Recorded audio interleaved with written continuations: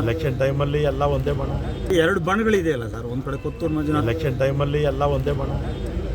ಇಲ್ಲಿ ಇವಾಗ ರೈಟ್ಗೆ ಕೊಡಬೇಕು ಅಲ್ಲ ಸರ್, ರೈಟ್ಗೆ ಕೊಡಬೇಕು ಅಂತೇಳಿ Kothur Manjunath right, right, left, centre ಯಾರು ಕೊಟ್ಟರು ಕಾಂಗ್ರೆಸ್ ದಿಸೆಯಲ್ಲಿ ವೋಟ್ ಹಾಕೇ ಹಾಕ್ತಾರೆ. ಕಾರಣ ಏನಂದರೆ ಹಿಂದೆ 5 ವರ್ಷ BJP ಸಂಸದರು ನಡ್ಕೊಂಡಿದ್ದು ಜನ ನೋಡಿದ್ದಾರೆ.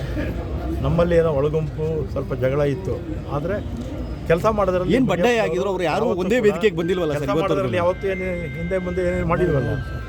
ಮುನಿಯಪ್ಪನವರು ಕೆಲಸ ಮಾಡೋದ್ರಲ್ಲಿ ನಂಬರ್ 1 ಯಾವತ್ತು. ಕಾಂಗ್ರೆಸ್ ಇವರು ಕ್ಯಾಂಡಿಡೇಟ್ ಇಲ್ಲ ಅಂತ ಒಂದು BJP ಅವರು ಹೇಳ್ತಾರೆ.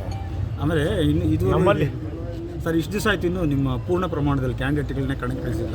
ಇವಾಗ ಆಮೇಲೆ meeting ನಡೀತಾ ಇದೆ. ಎಲೆಕ್ಷನ್ ನಿಲ್ಬೇಕಂದ್ರೆ 19th ಮೀಟಿಂಗ್ ಇದೆ, ಇವತ್ತು ಮೀಟಿಂಗ್ ಇದೆ, ನಾಳೆ ಎಲ್ಲ ಡಿಕ್ಲೇರ್ ಆಗುತ್ತೆ.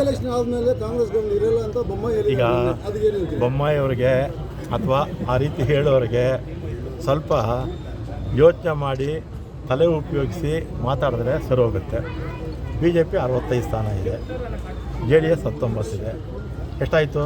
75, 84 ಆಯಿತು. ನಮ್ಮದು 84ಕ್ಕಿಂತಲೂ ಒಂದು ಸ್ಥಾನ 83ಕ್ಕೆ ಬಂದರೆ ಅವ್ರ ಸರ್ಕಾರ ರಚನೆ ಮಾಡ್ಬೋದು. 83 ಬರಬೇಕಾಗಿದ್ದರೆ 55 ಜನ ರಾಜೀನಾಮೆ ಕೊಡ್ಬೋದು. 55 ಜನ ರಾಜೀನಾಮೆ ಕೊಡೋಕ್ಕಾಗುತ್ತಾ? ಅವ್ರು ಸುಮ್ಮನೆ ತಲೆ ಏನೇನೋ ಮಾತಾಡ್ತಾರೆ. ಈ ಅಧಿಕಾರ ಕಳ್ಕೊಂಬಿಟ್ಟವ್ರಲ್ಲ BJP ಅವರು.